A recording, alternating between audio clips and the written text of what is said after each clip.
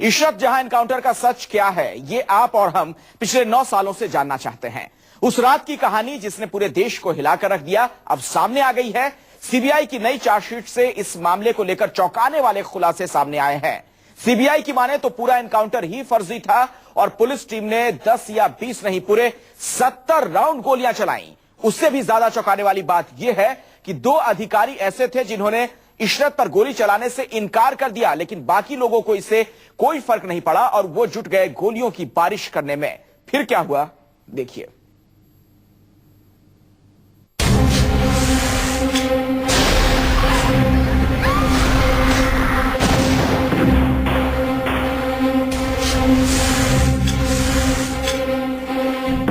क्या है इशरत जहां केस का मुकम्मल सच?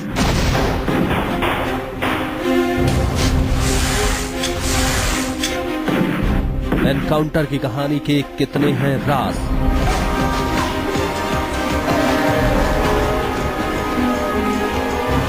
किसने चलाई गोली और किसने जताया एतराज?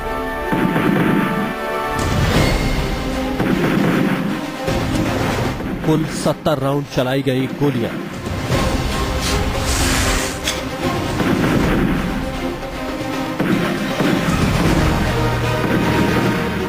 नौ साल हो चुके हैं और मामला अभी भी इतना पेचीदा बना हुआ है कि इशरत जहां के सियासी दांवपेच और सीबीआई की चार्जशीट के पन्नों में उलझा हुआ है। लेकिन सीबीआई की चार्जशीट में 15 जून 2004 की तारीख की पूरी स्क्रिप्ट सामने आ गई है। किसने कितनी कितनी गोली मारी और किसने नहीं, ये सब कुछ हम आपको बताने जा रहे हैं। जरा गौर से सुनिए एनकाउंटर का पूरा ब्लूप्रिंट। इशरत समेत 4 लोगों को अहमदाबाद के पास एक सुनसान इलाके में पुलिस और एसआईबी की टीम लेकर आ गई थी। सबने अपनी राइफलें और पिस्टल तैयार कर ली थी, लेकिन तभी एनकाउंटर के लिए अहमदाबाद के पास एक सुनसान इलाके में चारों को ले जाया गया, लेकिन ऐन मौके पर 2 अधिकारी ऐसे थे जिन्होंने गोली चलाने से इनकार कर दिया।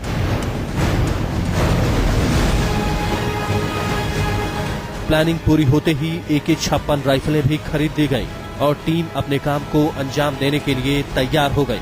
बताया जाता है कि AK-56 राइफलें खुफिया ब्यूरो की सहयोगी इकाई सब्सिडियरी इंटेलिजेंस ब्यूरो की ओर से मुहैया कराई गई थी। सीबीआई की चार्जशीट में इसका जिक्र है। क्राइम ब्रांच के अफसर मोहन नानजी और IK चौहान ने ऐन वक्त पर गोली चलाने से इनकार कर दिया, लेकिन कमांडो कलश्व सबसे आगे रहा। लेकिन क्राइम ब्रांच के अधिकारी IK चौहान और मोहन नानजी ने गोली चलाने से इनकार कर दिया। इसके बाद कमांडो मोहन कलश्व और डीएसपी तरुण बरोट गोली चलाने में आगे रहे। इस दौरान कुल 70 राउंड गोली चलाई गई। सीबीआई सूत्रों ने कहा कि जांच में खुलासा हुआ है कि सबसे ज्यादा गोलियां कलश्व ने चलाई।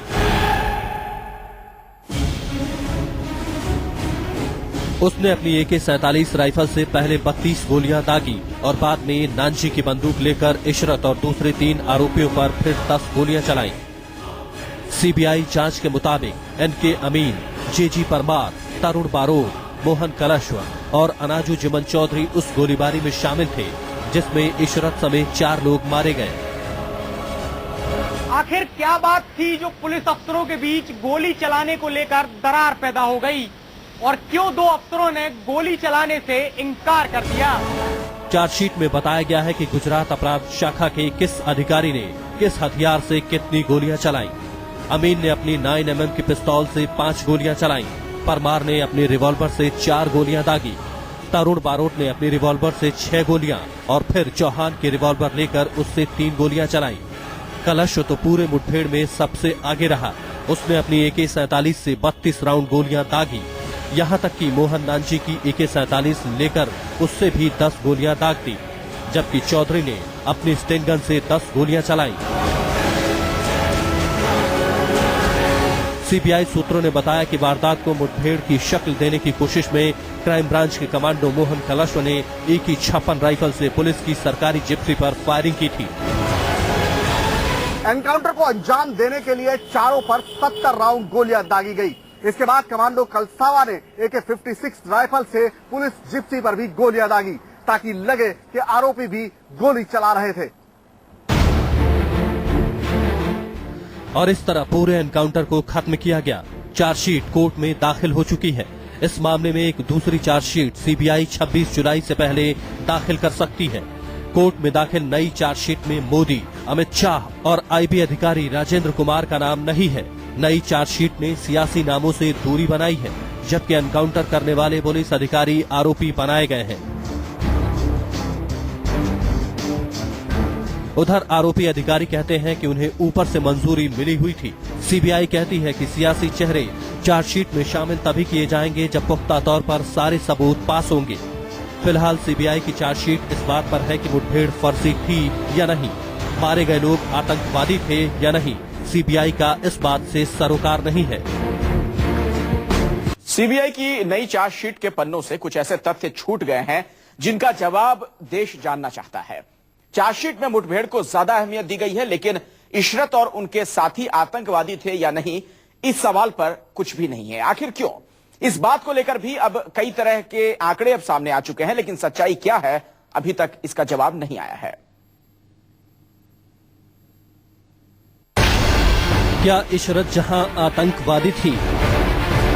क्या वाकई नरेंद्र मोदी की हत्या के लिए आई थी इशरत? रिचर्ड हेडली ने किया था एनआईए से खुलासा।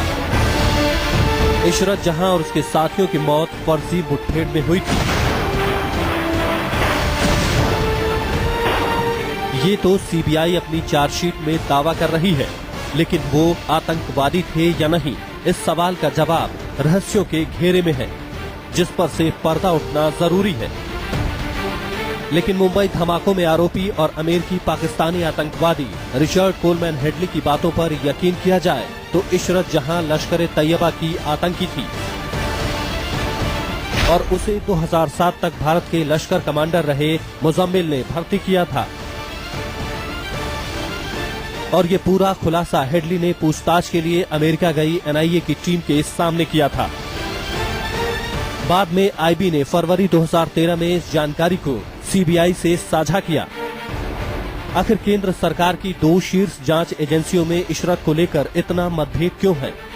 इधर सीबीआई इस बात को लेकर आगे नहीं बढ़ रही है कि इशरत जहां आतंकी थी या नहीं। सीबीआई तो पूरा केस इस आधार पर आगे बढ़ाना चाहती है कि 15 जून 2004 को हुई मुठभेड़ फर्जी थी।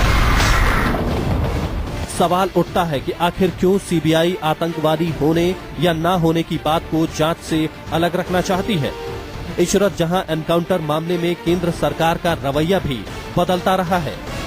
इशरत की मां की सीबीआई जांच की याचिका पर 6 अगस्त 2009 को गृह मंत्रालय ने हलफनामा दिया था कि चारों के आतंकी होने के पुख्ता सबूत हैं। इसलिए इस मामले में सीबीआई जांच की जरूरत नहीं है। हालांकि 2 महीने बाद ही तत्कालीन गृह मंत्री पी चिदम्बरम ने नया हलफनामा दाखिल करवाया, जिसमें सीबीआई जांच की सिफारिश की गई। जरूरत इस बात की है कि सारे पहलुओं को जांच का विषय बनाया जाए, ताकि इशरत जहां का सच पूरी दुनिया के सामने आ सके। Bureau report, news 24।